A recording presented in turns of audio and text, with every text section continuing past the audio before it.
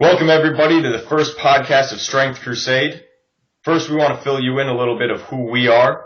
My name is Ben McDonald. I'm the founder.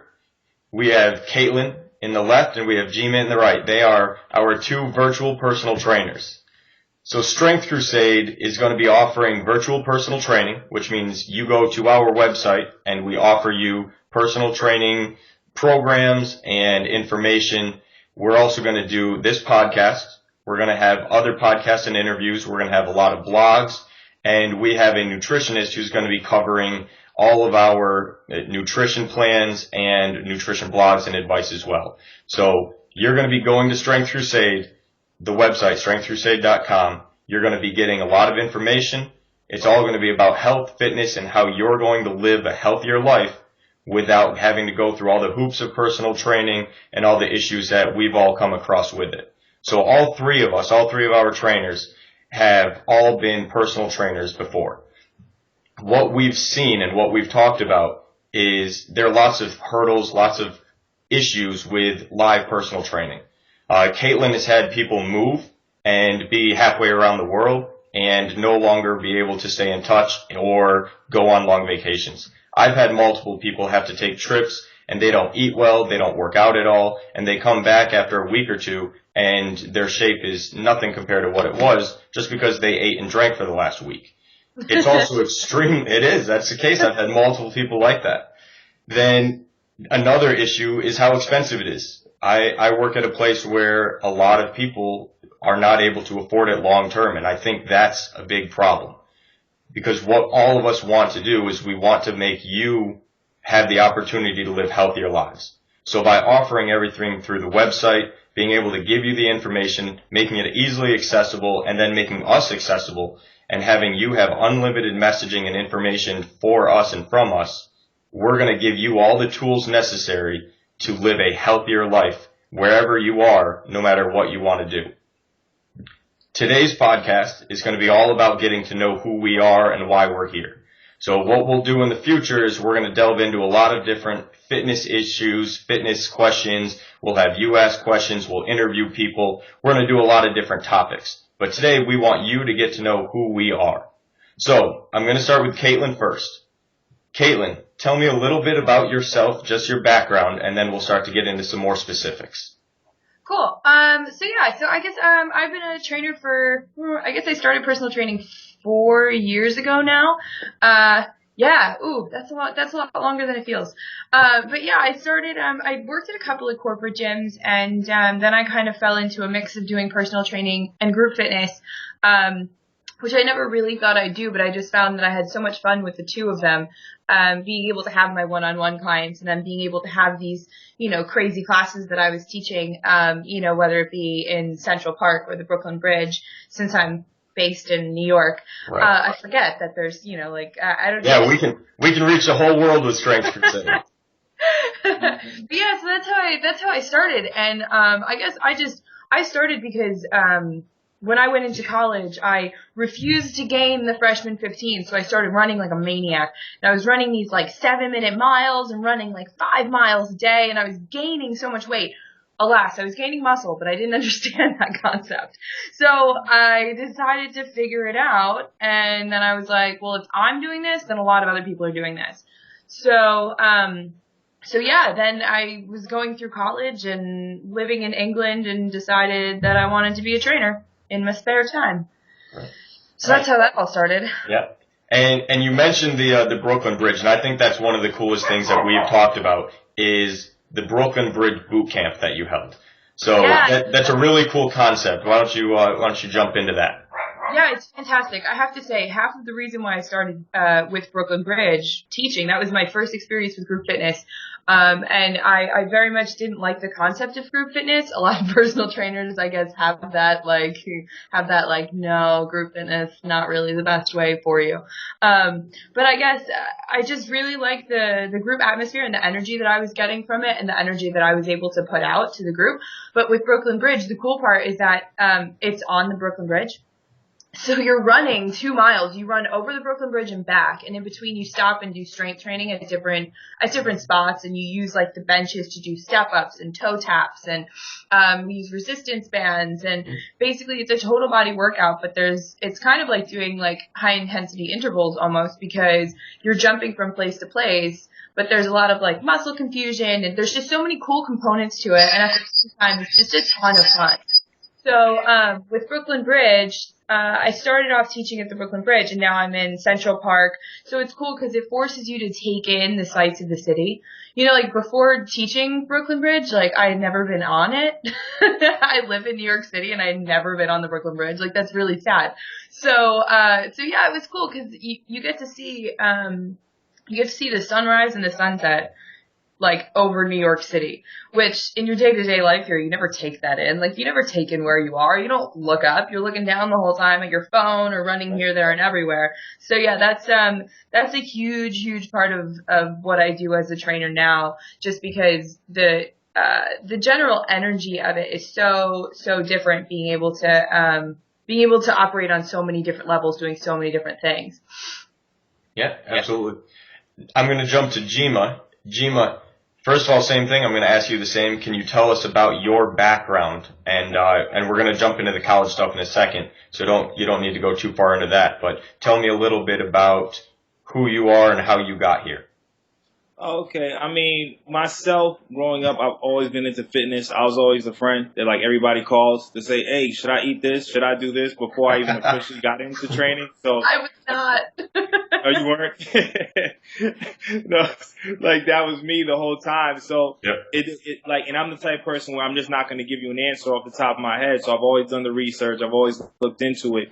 And I guess I've always been a workout fanatic. Like, at 10, 12 years old, I remember taking one of my backpacks from school and filling it full of weights and running up and down the stairs, going to school with the backpack and walking up and down the stairs at high school and in junior high. Like, that's always been me. Looking for low-fat milk at 12. So it's like that's always been my calling, and just, my appreciation to do that sort of thing. And it's funny that, like, as I get older now, to find you can actually get paid to do something you love doing. Right. Stuff that at 12 years old you were trying to do on your own, and now you're getting paid to do it. Now it's a job. That's great. Exactly. Your story with the backpack reminds me. I did a Go Ruck challenge. Have either of you heard of that? No, what's that? So there's lots of events out there like Spartan races and stuff like that. The Go Ruck challenge is more militaristic. They used to try and have people come together just to test equipment like a ruck or a backpack. And now it's just big events. So my brother and I went with a bunch of other people in Charlotte. I'm based in Charlotte, North Carolina. And what you do is you have to bring a backpack or a military ruck or something like that, and you have to fill it with bricks. And then you do marching and different events and lifting logs and carrying water jugs and doing just a whole ton of fitness stuff all throughout the night. And so it's different levels. And the one that we did was 13 hours long, just throughout the entire night. Yeah, we started when it was dark and finished when it was light. It was insane. But the entire time you have to have a backpack on with bricks in it, and you're carrying people and you're carrying logs, and they make you do a ton of stuff, but it's really cool. It's really fun. I'm sure a lot of people listening have heard of it or thought about doing it, or some have done it, but I didn't realize how big the community was until I had done it, and I put something up on Facebook or Twitter or something like that, and like 5 or 6 of my friends have all said, hey, I did that. That's awesome. And they just start talking to you about it. Like, it's a cool experience. But I just want to throw that in there because it's funny that you're doing that voluntarily as a high school kid. And now people are paying to do it and put themselves through a whole ton of pain throughout the entire night. Caitlin, you as an athlete, you said you've done triathlons. You said 6, correct? I think so. I could have lost one. You lose count when it's more than one hand? I just know it's definitely more than one hand. Yeah. No, I did my first triathlon, right after I became a trainer. And, it was in my hometown in Jersey, and, I dove into it. It was actually a kayaking triathlon. Okay. So, yeah, and I guess I hadn't really officially trained for it. It was a sprint. So, I mean, a sprint is, what is it, quarter mile swim, 10-mile bike, like 3-mile run or whatever. Yeah, a 5K run. Yep. Right. Yeah. So I just kind of jumped into it. I kind of woke up that morning and was like, hey Dad, you want to put the kayak on the top of the car? And he was like, why? He's like, the sun's not even up. I was like, I want to go do a triathlon. Like, no, like figure it out yourself. So I was almost late actually because I didn't know how to put the kayak on the top of my car. But yeah, I just kind of did it. And then, as people say, you totally get addicted to it. And, but I have to say, the one thing that I really need to be pushed to do is a half iron because I've wanted to do it for so long. And I'm sure you guys can attest to it that like the hardest thing to do as a trainer is train because the last thing, it's like people, they're like, how is it hard? You're always at the gym. And I'm like, yeah, but like, when you're at work, the last thing you want to do is then like stay at work, Right. work more. Yep. No, I've always, in all honesty, I've been in my worst shape when I've been my busiest as a trainer. Oh yeah. Because it's tough if you're doing a ton of hours and a ton of personal training, and then you're like, okay, now I'm going to go to a locker room or something, come right back out, and change my mentality completely, and go from telling people to work out for 10 hours or whatever, and then all of a sudden doing it yourself. Yeah, absolutely. I get what you're saying. Because I like to zone out too. Like when I'm doing my triathlon training, I'm just like, if there's a balance between like just not wanting to train and having to force myself to do it because I have a race coming up. So it's like I have to find the balance in between the two of just not like wanting to zone out but need to concentrate and to like seriously hit some goals. So usually it's like me I'll end up at Planet Fitness on a Sunday when like nobody's there. And I sit and watch Saturday Night Live and giggle to myself for about an hour on the treadmill. One of my friends, I was just talking to them like a week ago about, they run a lot. So I was asking them about it. We were just talking and they're like, it's almost like active meditation. They're like, I just go on run and just completely zone out. And then all of a sudden I'm home and just realize I ran 5 miles. And I think that's more common. What's that? Yeah. So that's how it works with me. I'll throw on my iPod and just throw on like a playlist that I know I'm going to love every song. And it's funny. Like each song will reflect my pace. Like, and I have a weird mix. I'll have like Adele and then Meek Mill, right? So like when Adele is on, I'm chilling, I'm at a cool pace. Right. And then when Meek Mill and Rick Ross come on, I'm like trucking it down the street. It's like you're home. All of a sudden I'm back home. You know, it's a really good one that I'm going to suggest to everyone. I teach a corporate boot camp class on Tuesdays and they insist on listening to it. It's on Pandora Radio. There's Jock Jams channel and it's just nonstop hits. So if you guys are ever at a loss for some good tunes to listen to, Jock Jams Radio, little Salt and Pepper, little Crisscross, telling you, prime. Yeah, you're right. Music is huge. Like that's so important at that moment in time. Yep. Yeah. Oh my gosh, that's why I give people, so that's the only thing that part of what's held me back from doing a half iron too is that so much of the training I'm going to end up doing with my headphones on, but a lot of times when you're doing training for different races and stuff, marathons and half marathons you can listen to your music, but triathlons you're not allowed to. Right. So it's like this whole other level of insanity when you're training all the time trying to get your music to keep you going and then you're in race mode and you're like, I'm so tired of talking to myself in my own head. Yep. It's almost like you have to train without the music or without the headphones because you're not going to be able to have it. Yeah, I had to start doing that. It's kind of crazy. Yep. It's zone out meditation mode. Jyima, so now I want to jump to you as an athlete. So you talked a little bit about your background. You told me that you played college basketball. So tell us all about that. Yeah, in high school, I played as a 2-guard. Okay. Then I went to prep school, one of the top prep schools in the nation with a bunch of college athletes. Our prep school was real good. And then I ended up going to Keene State University and I played at Salem State University after that. Oh, okay. And I was always the team captain and the guy with the ball in his hands the whole time. So I played as a point guard and a 2-guard. Right, pretty much a combo guard. Right, a two guard is a shooting guard, by the way, for anybody that's watching that does not know. Right, it's the shooting guard. Right, so I played the combo. I was pretty much had kept the ball in my hands. Plus, I was the scorer also too. And the one thing I remember with basketball, I was the one that finished first in every sprint. I was the one that always pushed it to the limit and kept going. But one thing I learned from basketball and in personal fitness is how many compensations and how bad a shape an athlete could truly be. Yep. Because I used to wonder where all my knee pain came from, all my little muscle injuries. It's because I didn't take time to build up, let's say, my core or my tight hip flexors or my other areas that were tight. And I was just pushing like this macho, like I'm not going to lose. Right. So, when you're a college athlete, that's what you think. That's what you feel. think. Yeah. You just go and you just beat your body up. And it's funny now, I always say, like, I'm actually in better shape now than I was back then, just from what I've learned from personal training. But because of that background in basketball, I've dedicated a large amount of my time to working with athletes and showing them the proper stretches and the proper techniques in order to gain muscle and not injure themselves. Yep. And you almost kind of jumped right to the next point was after you were in college basketball as a player, you then started doing college strength and conditioning. Yes. And so tell us all about kind of the difference from going from the athlete in the college scene to a player, to a coach and a college strength and conditioning coach specifically.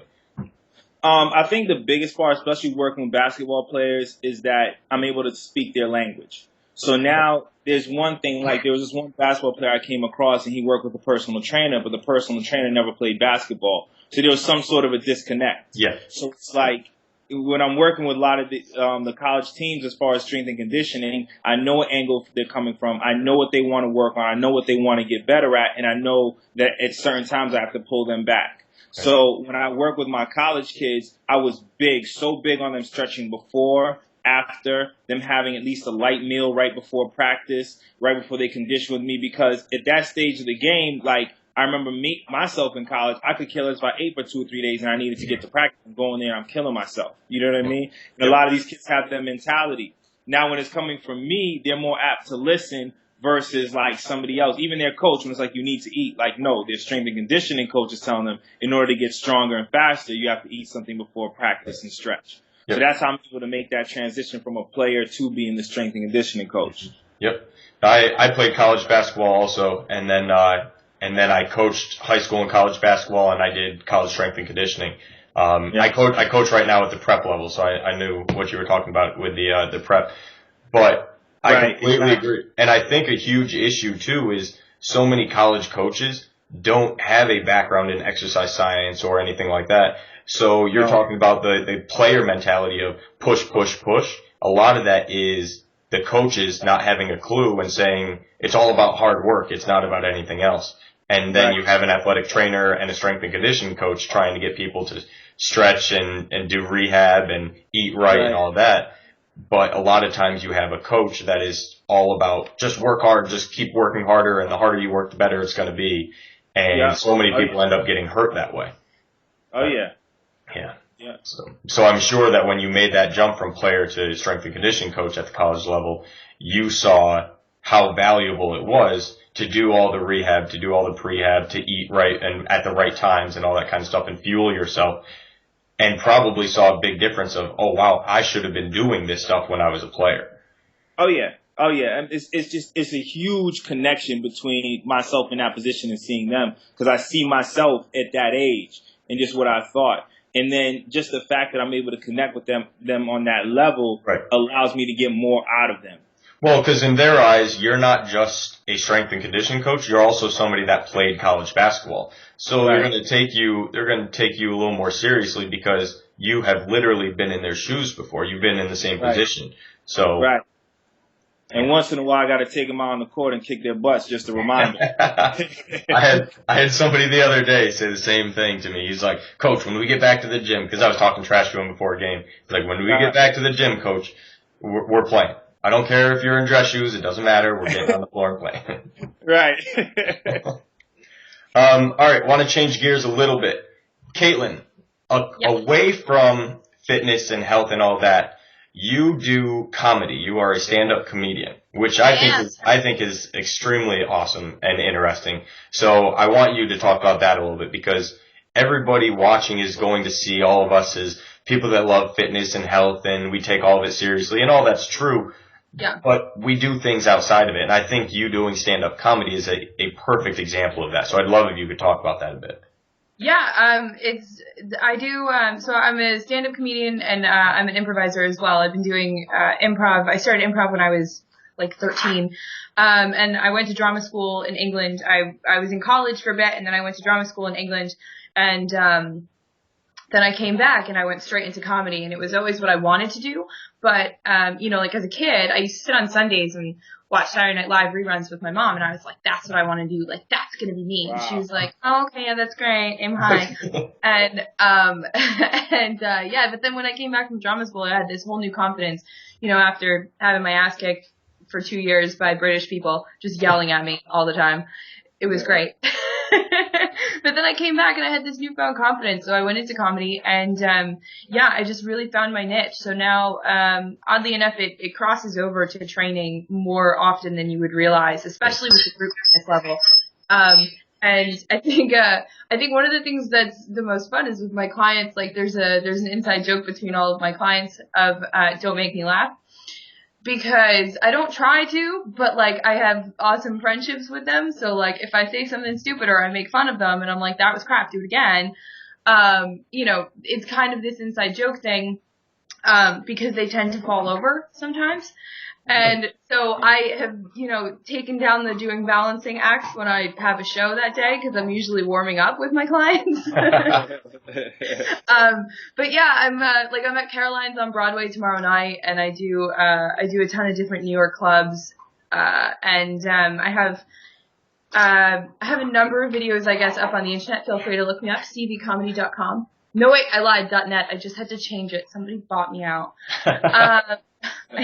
Sucks. But yeah, comedy's so fantastic and it's such an awesome energy and it's so, I think the energy that you get from the audience and, is so similar to the energy that you get from people that you're training and it's like so rewarding on both levels. I think especially because oddly enough, I'm a very positive comedian.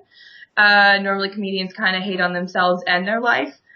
I try and put a positive spin on things and break it up a little bit, but I think also it comes a lot from, my general demeanor and just energy overall is that like Jameson wants to play. I have so much fun with what I do that it just always translates to the stage. So it's difficult and, the fact that I don't sleep as a trainer doesn't really help the fact that I then go at night on my time off and get on. Right. Tell all your clients that they need to get sleep and then go out and do comedy and not and get then they all sleep. come to my shows. I used to try and keep it like two completely different personas. Mm-hmm. And then I realized that there's just no point in doing that. I tried to keep one thing separate from the other. And to really like have two compartments of my life, but it just doesn't. Like they both crisscross and they both, intermingle and mash so well that it makes life really easy. Yeah. So I do a lot of stand up, sketch, make things up on the fly. Yeah, I think one of the most important parts of personal training is being able to develop that relationship. So being able to use comedy and have fun with clients and all of that makes their experience that much more enjoyable. So it's not just you're coming here and you're working out and we're staying focused and I'll see you next time. But if you can develop the relationships and you can get them to enjoy being there and you can get them to work hard but at the same time be excited to come back, I think that's a huge aspect that a lot of people miss. So yeah, I mean, even myself, cause it's funny as you say that. I'm in no way a comedian, but like I'm a huge fan of comedy. Like Will Ferrell, huge fan of Will Ferrell. Dry humor. So it's like even with some of my clients, they'll go through and they'll perform like their last 2 reps, and I look and I'm like, you really want me to count those last 2? Like really? And they look back, they're like, no. And then it turns into a joke where they'll end up doing those last 2 over and feeling a little bit better about it than saying, those last 2 are terrible, do it again. Yeah. It's like making light of the situation. Yep. Yeah, it's true, because when I was doing corporate, not when I was doing corporate training, because I still do, but when I was working for corporate gyms, I found a lot of great trainers, but they were robots. And I was like, I can't do that. And they used to tell me, like, I can hear you and your clients laughing from the other side of the gym. And, like, other trainers in the gym are always like, you guys have way too much fun. I'm like, we have productive days, but it's Yeah. a little loud and it's fine. But yeah, there was these crazy robot trainers that were like, all right, now this is your wheelhouse, and you're gonna work from the wheelhouse. Press nothing strong, and I was like, I'd rather shoot myself than have to deal with these people. Like, do they feel bad to be like, hey, I don't want you to be my trainer anymore? I couldn't think of any other reason why they would keep training. Like, it was like they literally sounded like robots. And I guess when I left, I was like, I don't want to get like that. You know, I don't want to get stale like that where I'm like just kind of reciting from a book exactly what you should be doing. Like, it just seems crazy for me, but a lot of them had been doing it for so long that I could also understand that you might get to that place where it's just kind of like routine, where you're just explaining what they have to do, and, you know, like Charlie Brown teacher. Right. Yeah.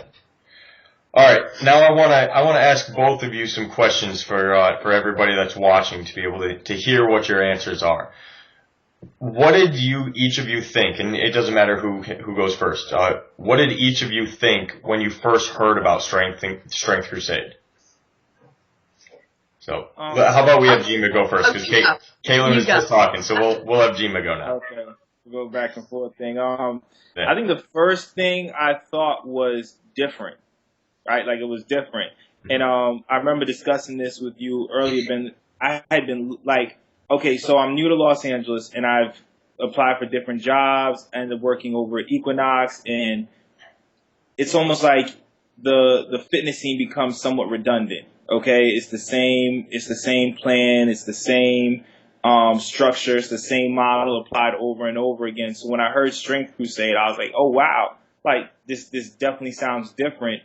And at the end of the day, it's usually those things that are different that tend to be the company you can grow with and share ideals with and become a part of, rather than just walking into something after it's already done. Because you know how it is, if you go to work for a Gold's Gym or one of these other gyms, as great as their mottos are, it's like it's either our way or leave. That's it, because they're already established. So one of my things that attracted me over here is like, okay, we get to have some input, we get to be a part of the growth. Absolutely. Yeah. For everybody out there listening, I brought these two in, one, because both of them are extremely qualified, but also I think both of them have the opportunity to have that vision. They both see what Strength Crusade can be, and their minds and mentalities are awesome. Whereas some people I talk to, they're so used to the mentality of, I go to a gym, like a Gold's Gym, like you were saying, and whatever they tell me to do, I do. I want people with personalities. I want people that want to grow. I want people that are excited about what we're doing. And both of you had that mentality. And when I had conversations with you, it was very obvious that you two were people that I wanted at the ground floor, that I wanted at the beginning, and people that would be able to grow with the business, and not just grow it as in, I'm going to shoot you an email and you're going to do it, but an idea is going to pop in your mind and you're going to text me in the middle of the night because you were thinking about something, and we're going to be able to offer more and better information and products to our Strength Crusade clients, because that's what it's all about at the end of the day, is making Strength Crusade as good as possible and making all the clients get as much out of it as possible. And so I just want to throw that in there. I think both of the two that I chose with Jyima and Caitlin are amazing choices, and I've already seen it, and we're not even launched yet.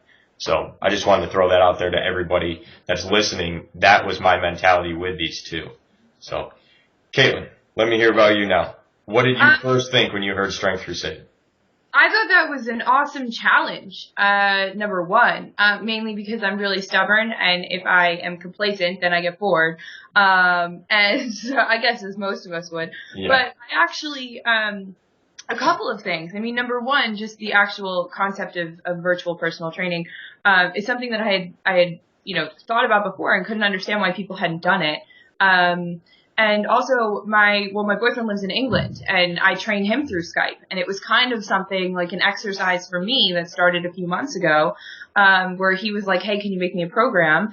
And I was like, yeah, absolutely. But I was like, I don't want to just give it to you. I'd rather just show you. So, why don't we Skype and do it? And when I got, just a simple HDMI cable, hooked it up to my computer, and it was that easy to sit in my living room and do it. Right. But at the same time, it is definitely more challenging when you're demonstrating things in a different way and you're explaining things in a different way. And when you don't have somebody physically there, it's a nice challenge as a trainer to break it up from, what we do day to day when we're with someone one-on-one. So as much as the person on the opposite side gets the same thing from us, it's cool that we have that added challenge that makes us that much stronger. There's a lot of stuff that we get used to and a lot of terms that we get used to saying, and when we're demonstrating things, we fall into the same kinds of patterns as trainers that, this definitely breaks it up, where we get to kind of use our knowledge a little bit more. We use a lot of the things that we might not have had to use since we first got certified or first started training. Right. And I guess also with this, I've been involved in a couple of companies that had started from the ground up because I really enjoy that, that potential and that ability. But I think it's difficult to find people that are so driven and understand training, and I guess, for lack of a better word, the market kind of, because it has become highly saturated by these gyms that you can pay, $10, $20 to go to, and you have unlimited classes and you get Tootsie Rolls at the door. It's fine. Full disclosure, I eat 2 of them when I train one of my clients there. I'm just being honest. But yeah, it's cool because it's a different thing. And I've had a couple of clients that are models that travel all over the world, and it's been difficult for me to be able to get them on track because yes, you can Skype train with them, but they don't really have that hub to go to. As much accountability as I want to, impress upon them, they have to carry around all this extra stuff with them as it is, that they're like, oh, wow, I just took the red eye. Now I have to train with my trainer, but right. I haven't really talked to her, and oh, maybe I should text her. It's just, there's too many components to it, where when you have a website and you have a hub and you have your program all set there, even if they're not able to contact me, or if they have a question, there's something to refer to. There's somewhere that they can go 24/7, even if I'm not physically involved or right. We don't have a Skype session set up. So for me, having done that with some of my clients, it was really difficult because I couldn't do all of that myself, so when I had found out about the opportunity, Ben, it was great because you had already had all of the tools that I couldn't have done, on my own. I just would have never been able to wrap my brain around all of that. But being able to kind of slide into that spot of what you needed and being able to bring some of my other, things that I've learned and some of my other talents and even some of my, distant clients, hopefully, into the whole mix was kind of like a perfect fit for everything that I wanted to do. Yep. So, yeah. That's perfect. That makes sense. And you kind of alluded to how it all works with the clients being able to go to a website and all that. So what happens is on strengthcrusade.com, all of our clients have their own login, right? And this is more for the people listening than Caitlin, Jyima. I know you guys both know, but all the clients have their own personal login. And so your trainer, after discussing things with you and looking at your background and all that, puts together a personal program. Whereas most of the websites out there that offer anything similar, it's a very cookie cutter program that you and 1,000 other people are getting. So we're offering individual stuff, and it's going to go straight to your own page. So when you log in, you're going to see what program you're supposed to do. If you have a nutrition plan, you're going to be sent a nutrition plan. There's going to be exercises on there that you're going to be able to see. So if we tell you to do a movement, you're going to be able to go to the exercise vault, and we'll continue adding exercises there all the time. So it's an easy way for you to see how to do it safely, and you don't need to do it at the same time and convenience of your trainer. Whereas right now, or even through Skype, you would have to do it whenever you and the trainer is available. But by doing it this way, if you want to work out at your house, if you want to work out at the local gym, whatever you want to do, we'll create the program for you that way to fit what you're doing and what equipment you have access to and all that. And then if you wanted to work out at midnight, you could go do that. It doesn't matter when you work out. We're just giving you the workouts and staying in touch with you, making sure that you're being successful. So just want to slide that in there because you alluded to it anyway. So hope that helps anybody that was curious or had any questions about it. The next one, Jyima, why do you do personal training? And we've talked about this a little bit earlier of what we think and what we get out of it and all that. You're on the move. But these battery life sometimes. Oh, that's fine. That's fine. Caitlin, why don't we start with you? Tell me why you do personal training. That's really, really simple. I think I had mentioned a little bit before that I didn't know what I was doing. And also because I realized, when I was a kid, number one, I was afraid of green foods. Number two, that's not even an exaggeration. I would go to Italian restaurants and ask that they don't put parsley on my food. I watched Popeye as a kid, so I loved spinach. But See, I've come to love spinach. I actually was just saying how I bought this massive tub of spinach, 5 days ago, and I've already plowed through it. But as a kid, that wasn't me at all. I didn't like things. I ate macaroni and cheese and chicken fingers, and that was pretty much my diet. Yep. So of course, as a kid, you can kind of get away with that. Then as I got older, I was like, I'm not one of those people that's just naturally gonna just stay fit and thin and, in one piece and healthy, because I wasn't into sports. I didn't eat super healthy. And then on top of that, even if I wanted to, I had no idea what the hell I was doing. So yeah, I started to look things up and I started to figure it out. And I guess over the course of, I have one picture of me where I guess I was only about 15 pounds heavier, but it was 15 pounds and maybe 8 of those were probably straight fat. So I didn't look terribly different, but I could feel it, even just that difference. And, right. You could see it a little bit in my face and just in my general, just how I stood.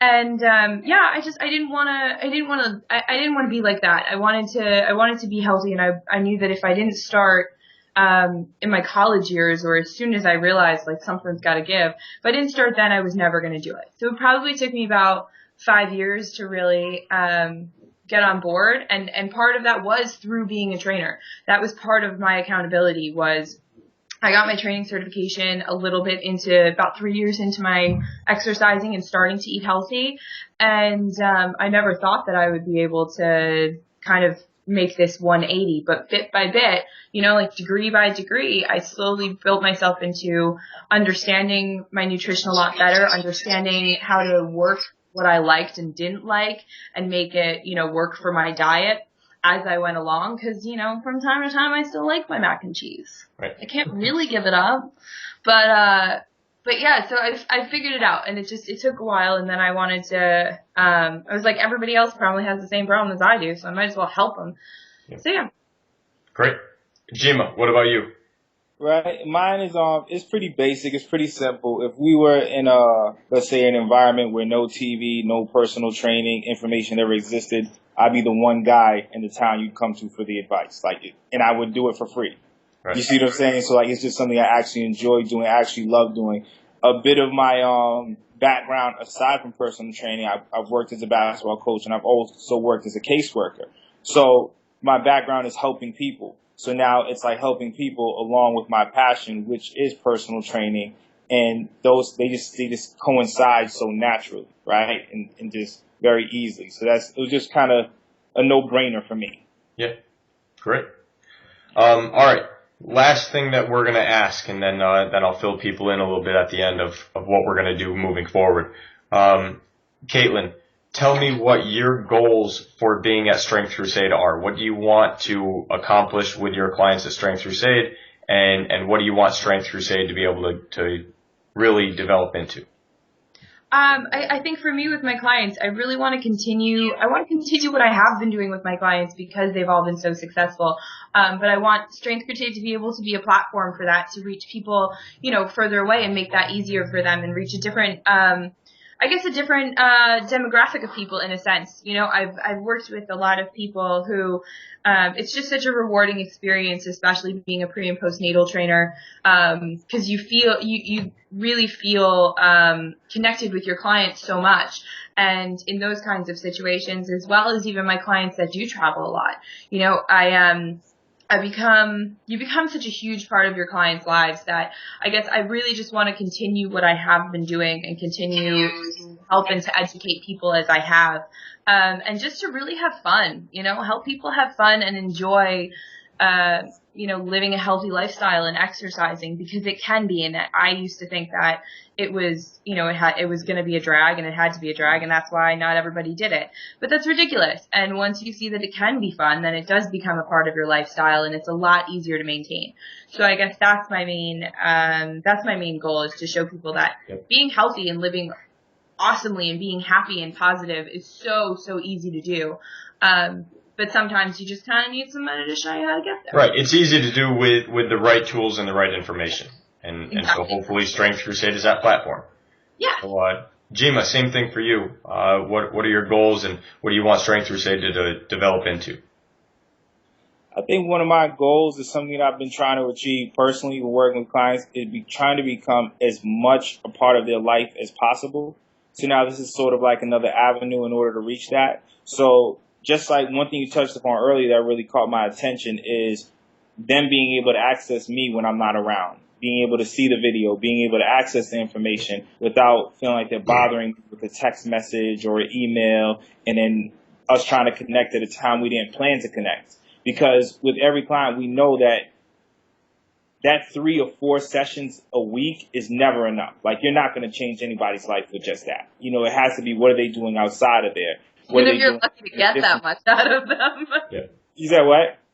Even if you're lucky to get 3 or 4 sessions a week. Right, if you're lucky to get 3 or 4 sessions. It's still not enough. And I have clients that work with me that much, and I'm like, listen, this may not be enough. Like, you got to do it outside of here. It's true.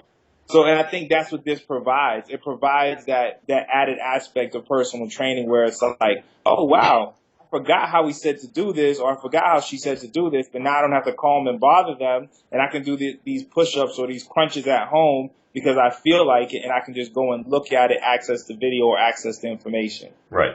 Yep, absolutely. And the thing on top also is, there are going to be times that one or multiple of us will be logged in through our chat system that we have on the website, and anybody that is curious or has questions or anything like that is able to log in and access us and have a conversation through that messaging program, which is a great way to get free information and have a conversation with one of the Strength Crusade trainers or anything like that. And it doesn't have to be the one you're assigned to. If I'm logged in and Jyima, one of your clients, signs in because they're curious about something, they can have a conversation with me, and we can get things working together and making sure that they're getting additional information, because that's at the end of the day what it's all about. So, yeah, so that's perfect.